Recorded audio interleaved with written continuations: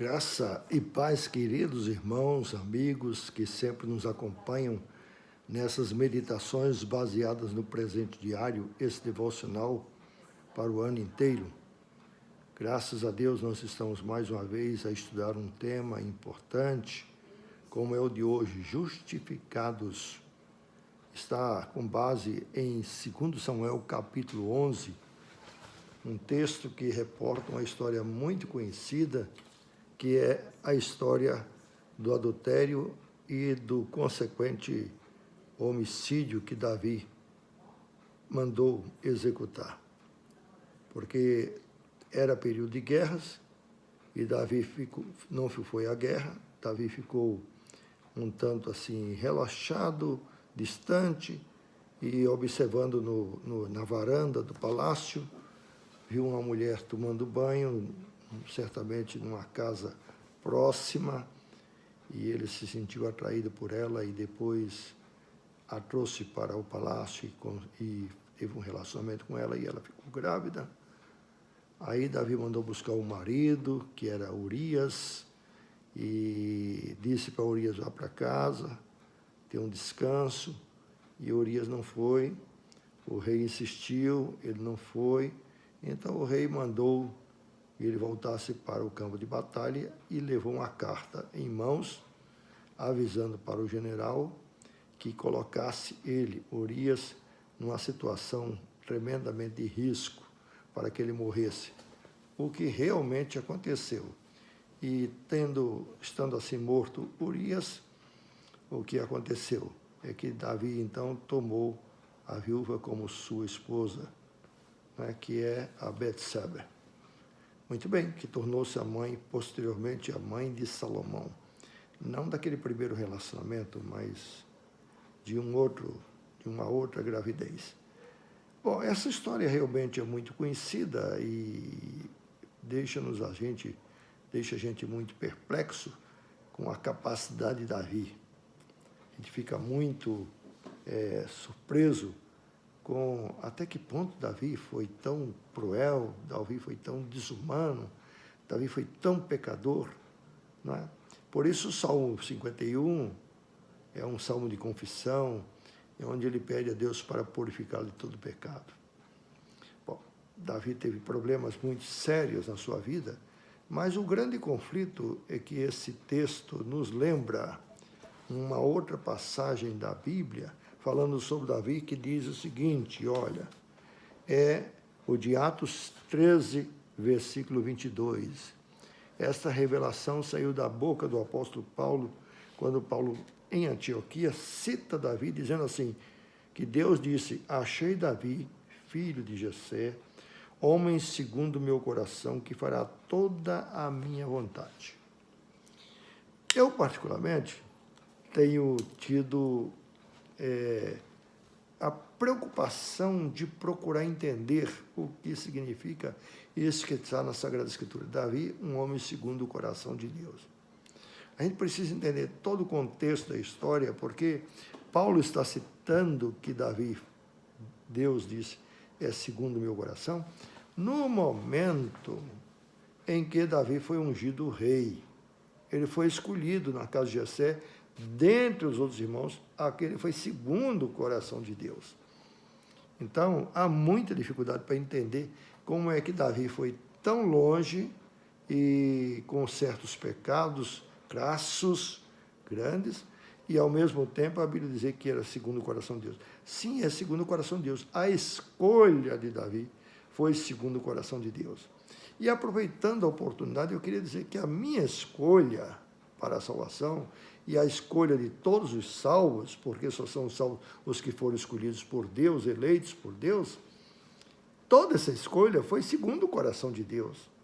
Ninguém foi escolhido por merecer ou por ter feito qualquer uma outra obra. A escolha aconteceu muito antes da gente nascer, muito antes do mundo existir, nos revela as Sagradas Escrituras. Então, toda essa eleição foi segundo o coração de Deus.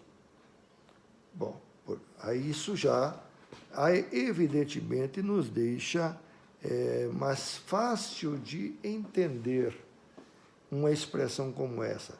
Não está dizendo que Davi era um sujeito super e hiper extraordinário, um santo, um consagrado e um homem incapaz de pecar. Não, Davi era um homem como todos nós. Como diz também Tiago na sua carta, Elias era um homem como nós e orou para que não chovesse, não choveu, e depois orou para que chovesse, e choveu. Então, os personagens da Bíblia, gente, eles, na verdade, esses são todos segundo o coração de Deus, não é apenas Davi.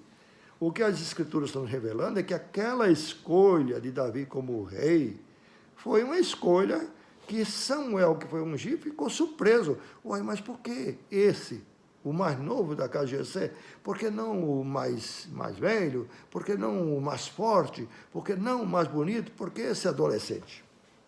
Porque foi segundo o coração de Deus. Aí, isso nos reporta também a uma outra questão, que é o tema da meditação de hoje, justificados. Tá? A palavra justificação significa absolvição. Ora, Deus é justo, Deus é juiz, Ele não passa a mão na cabeça das pessoas, Ele realmente é justo. Ele julga os povos com equidade, nos diz a palavra de Deus. Então, não tem dúvida nenhuma sobre a justiça de Deus.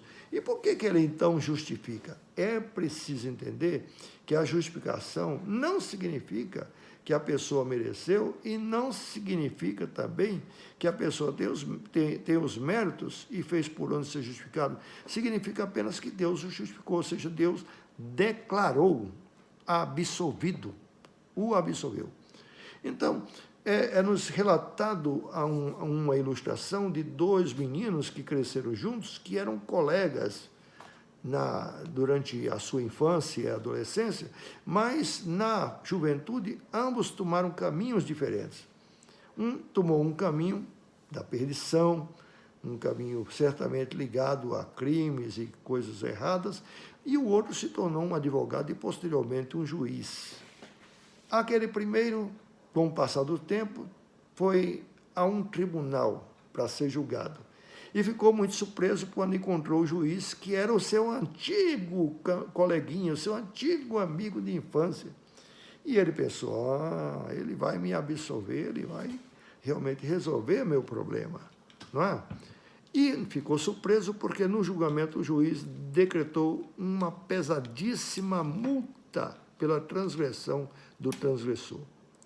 Aí o juiz interrompeu a sessão, deu uma saída e depois, retornando à sessão, disse, eu saí para pagar essa multa que ele não podia pagar.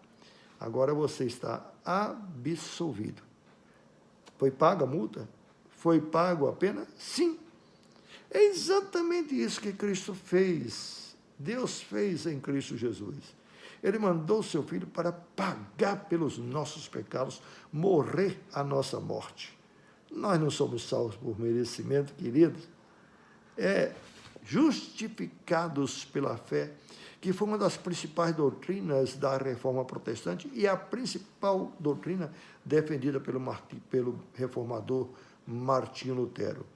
A igreja cristã nunca mais foi a mesma, depois que Lutero aquedou-se, estudou e explicou o que vem a ser a justificação. Uma pessoa é justificada porque o juiz é justo e Deus o declara inocentado, certo? Deus declara justificado. Justificado, então, é pela fé, mas o justificado não significa que alguém pagou a dívida para que você, para que eu, para que nós que cremos pela fé no nosso Senhor e Salvador Jesus Cristo, temos a salvação, fôssemos absolvidos. Bom, Davi sofreu um bocado também por conta dessa transgressão, por conta desse pecado, que Deus evidentemente perdoou, mas ele sofreu as consequências, e presta atenção, Deus perdoa os nossos pecados, mas nós sofremos as consequências dos nossos desatinos, das nossas irresponsabilidades, dos nossos erros, dos nossos demandas errados, não é? Agora, no final das contas, o homem só pode ser justificado pela fé em Cristo Jesus, através de Cristo Jesus. Cristo que pagou o nosso preço, o preço pelos nossos pecados. Ele realmente é o merecedor de todo o mérito da nossa salvação. Nós não somos merecedores. Cristo pagou o preço por nós. E por conta de ter pago esse preço por nós, a justiça de Deus foi cumprida e nós nos apresentamos diante de Deus declaradamente justos, mas como justo que não foi justificado. O Deus de justiça é o Deus que justifica em Cristo Jesus. Maravilha! Então, através dessa pequena meditação, você pode entender o que vem a ser a doutrina bíblica tão extraordinária como é a doutrina da justificação pela fé. Que Deus abençoe. Até uma próxima, com a graça do Senhor Jesus Cristo. Que o amor de Deus, o Pai, e a comunhão do Espírito Santo seja com todos nós, principalmente com você, viu, querido? Até uma próxima, pela graça de Deus. Amém.